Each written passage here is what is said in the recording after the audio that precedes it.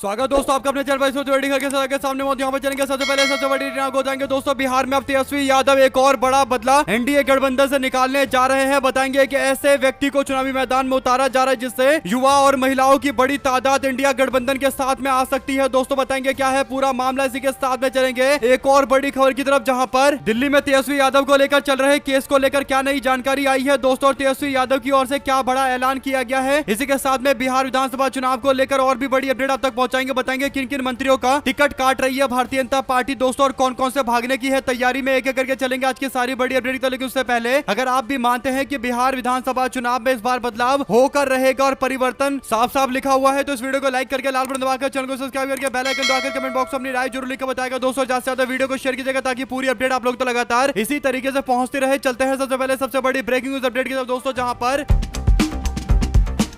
2020 के विधानसभा चुनाव में कांग्रेस पार्टी और इंडिया गठबंधन के खिलाफ माहौल बनाने के लिए भारतीय जनता पार्टी और जनता दल यूनाइटेड ने सुशांत सिंह राजपूत की मौत का मामला उठाया था दोस्तों, और दावा किया था कि क्योंकि महाराष्ट्र के अंदर उद्धव ठाकरे की सरकार है और उस सरकार का समर्थन कांग्रेस पार्टी कर रही है और इसीलिए सुशांत सिंह राजपूत के मौत के मामले को लेकर सही से जांच पड़ताल नहीं किया जा रहा। और सुशांत सिंह राजपूत की मौत के बाद बिहार के चुनाव कुछ ही महीने में हुए थे दोस्तों, और जमकर बवाल किया गया था। भाजपा की सरकार ने बिहार पुलिस को महाराष्ट्र भेज दिया था दोस्तों, जिसके बाद महाराष्ट्र पुलिस के साथ में काफी ज्यादा नोकझोंक बिहार पुलिस की हुई थी और पूरी तरीके से कैसा माहौल बना दिया गया था दोस्तों, जैसे कांग्रेस पार्टी जांच करवाने से रोक रही है और बिहार के अंदर माहौल बनाकर भारतीय जनता पार्टी के लोगों ने इस मुद्दे पर भी राजनीतिक रोटियां सेकी दोस्तों, और कहीं ना कहीं बड़ी संख्या में युवा आबादी को अपने साथ में लाने की कोशिश की दोस्तों। 2020 में बीजेपी जैसे तैसे चुनाव जीत गई, लेकिन अब इस मुद्दे पर भारतीय जनता पार्टी चौतरफा घिर गई है दोस्तों, और बीजेपी को तगड़ा झटका देने के लिए तेजस्वी यादव की ओर से एक दमदार उम्मीदवार मैदान में उतारा जा रहा है। आपको बता दें कि बिहार की राजनीति में सुशांत सिंह राजपूत के मुद्दे पर बीजेपी के खिलाफ मोर्चा खोलने के लिए अब इंडिया गठबंधन की ओर से सीपीआई माले ने जिम्मेदारी संभाली है दोस्तों, और सीपीआई एमएल की ओर से महागठबंधन के औपचारिक उम्मीदवार के तौर पर सुशांत सिंह राजपूत की बहन दिव्या गौतम को दीघा विधानसभा क्षेत्र से चुनावी मैदान में उतारा जा रहा है। यानी भारतीय जनता पार्टी का गढ़ कहे जाने वाले पटना सीट के अंतर्गत आने वाले दीघा विधानसभा सीट से सुशांत सिंह राजपूत की बहन को चुनाव लड़वाया जा रहा है दोस्तों। इसका सीधा मतलब यह है कि भारतीय जनता पार्टी जो पिछली बार इस मुद्दे पर कांग्रेस पार्टी को घेरते हुए इंडिया गठबंधन के खिलाफ माहौल बनाने की कोशिश कर रही थी, अब उसको जवाब देना पड़ेगा कि पिछले 5 साल में भाजपा के केंद्र में, महाराष्ट्र में, बिहार में सरकार होने के बावजूद आखिरकार सुशांत सिंह राजपूत को न्याय क्यों नहीं मिला, क्यों नहीं सीबीआई की जांच करवाई गई। अगर आप भी मानते हैं दोस्तों कि यह मामला इतना बड़ा है कि अब इस मुद्दे पर भारतीय जनता पार्टी को जवाब देते नहीं बनेगा और आने वाले दिनों के अंदर ऐसे और भी कई सारे दमदार उम्मीदवार बिहार के विधानसभा चुनाव में इंडिया गठबंधन के टिकटों पर मैदान में उतरते दिखाई देंगे, तो अपनी राय जरूर लिखकर बताएगा और ज्यादा से ज्यादा वीडियो को शेयर कीजिएगा दोस्तों। बता दें कि दीघा विधानसभा क्षेत्र में जब पिछली बार चुनाव हुए थे तो यहाँ पर भारतीय जनता पार्टी के उम्मीदवार संजीव चौरसिया चुनाव जीत गए थे, उनको 97,000 वोट मिला था दोस्तों, जबकि दूसरे नंबर पर सीपीआई माले के शशि यादव थे। ऐसे ही 2015 के चुनाव में भारतीय जनता पार्टी के उम्मीदवार संजीव चौरसिया को 92,000 वोट मिले थे। जेडीयू के उम्मीदवार को राजीव रंजन प्रसाद को 67,000 वोट मिले थे। हिंदुस्तान विकास दल के व्यक्ति को 2,673 वोट मिले थे। 2010 में यहाँ पर जेडीयू का प्रत्याशी चुनाव जीता था दोस्तों, इसीलिए ये सीट इंडिया गठबंधन के लिए जीतना जरूरी है और इसके लिए जरूरी है कि यहाँ के युवाओं को पक्ष में किया जाए और सुशांत सिंह राजपूत के मामले को उठाते हुए युवाओं को साथ में जोड़ने की रणनीति बनाई जा रही है, यानी भाजपा के खिलाफ लोगों से वोट डालने के लिए बोला जा रहा है। देखते हैं कितना ज्यादा लोगों में नाराजगी है और कितने वोट इंडिया गठबंधन को पड़ते हैं। 2 शब्द जरूर लिखकर बताएगा दोस्तों, ज्यादा से ज्यादा वीडियो को शेयर कीजिएगा। चलते हैं एक और अपडेट की तरफ, जहां पर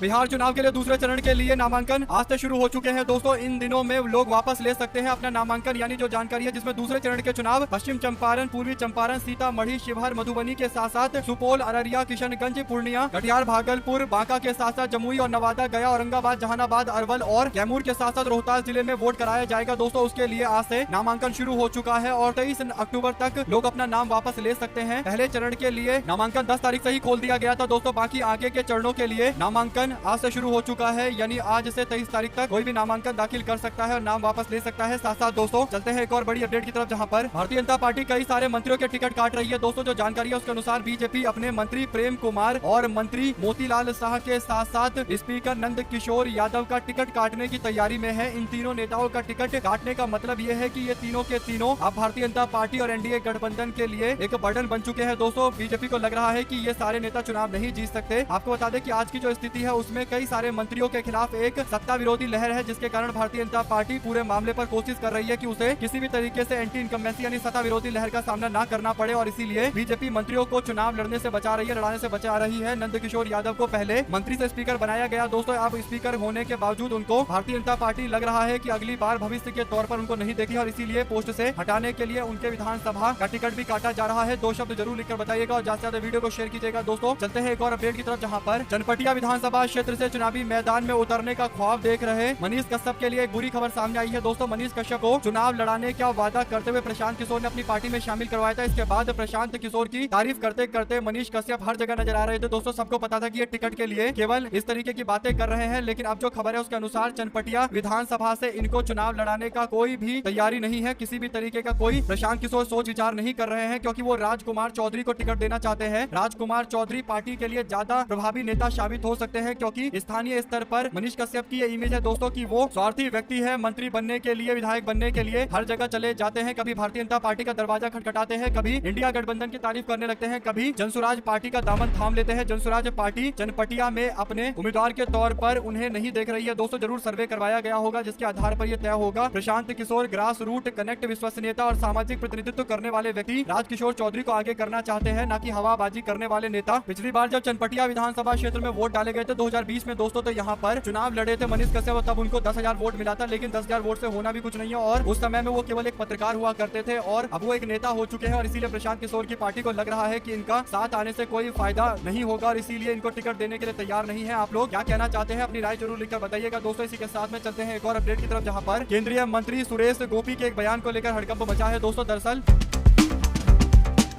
खबर यह है कि केंद्रीय मंत्री और केरल के त्रिशूर से भारतीय जनता पार्टी के सांसद सुरेश गोपी ने अपने पोस्ट से इस्तीफा देने की इच्छा जताई है दोस्तों। उन्होंने कन्नूर के एक कार्यक्रम में कहा कि मैं अपने एक्टिंग कैरियर को दोबारा से शुरू करना चाहता हूं। मुझे बहुत ज्यादा इनकम की जरूरत है, और मंत्री बनने के बाद से मेरी कमाई काफी ज्यादा रुक गई है। मुझे कोई फायदा नहीं मिल पा रहा, मैं पैसा नहीं कमा पा रहा, और अब मुझको वापस से एक्टिंग के क्षेत्र में जाना है। इस तरीके का उनका बयान बताता है कि वो जनता की सेवा करने के लिए राजनीति में नहीं आए थे दोस्तों, केवल उनको सांसद बनना था। और भारतीय जनता पार्टी बाहर से यानी खासकर जो चेहरे स्टार चेहरे होते हैं उसको मैदान में उतार कर अपनी पीठ थपथपाती है दोस्तों, जबकि हकीकत यह है कि ये स्टार चेहरे कभी जनता की कोई भलाई नहीं करते। अगर आप भी मानते हैं कि जनता की भलाई नहीं करते हैं, और उसके बाद अब ये चाहते हैं कि इनको मंत्री के पोस्ट से हटा दिया जाए क्योंकि इनकी कमाई नहीं हो रही है। हालांकि किसी को नहीं पता कि कमाई मंत्री के पोस्ट पर रहते हुए कैसे नहीं हो रही है, क्योंकि कई सारे मंत्रियों के ऊपर जमकर कमाई करने के आरोप लगते हैं। ऐसे में दोस्तों, अगर आप भी मानते हैं कि किसी स्टार को टिकट देकर चुनाव नहीं लड़वाना चाहिए, इससे वहाँ के स्थानीय लोगों का अपमान होता है, घनघोर अपमान होता है, तो अपनी राय जरूर लिखकर बताएगा और ज्यादा से ज्यादा वीडियो को शेयर कीजिएगा, ताकि पूरी अपडेट आप लोग तक लगातार आगे भी इसी तरीके से पहुंचती रहे। देख रहे थे आपका अपना चैनल जय हिंद जय भारत। बहुत बहुत धन्यवाद दोस्तों सभी भाइयों बहनों मित्रों का हमारे साथ में लगातार जुड़े रहने के लिए। और सुशांत सिंह राजपूत को क्या न्याय मिलेगा दोस्तों? क्या चुनाव में इंडिया गठबंधन का उम्मीदवार दमदार तरीके से जीतेगा? ये एक बड़ा सवाल है, लिखकर जरूर बताएगा। बहुत बहुत धन्यवाद सभी दोस्तों भाइयों बहनों मित्रों का। जय हिंद।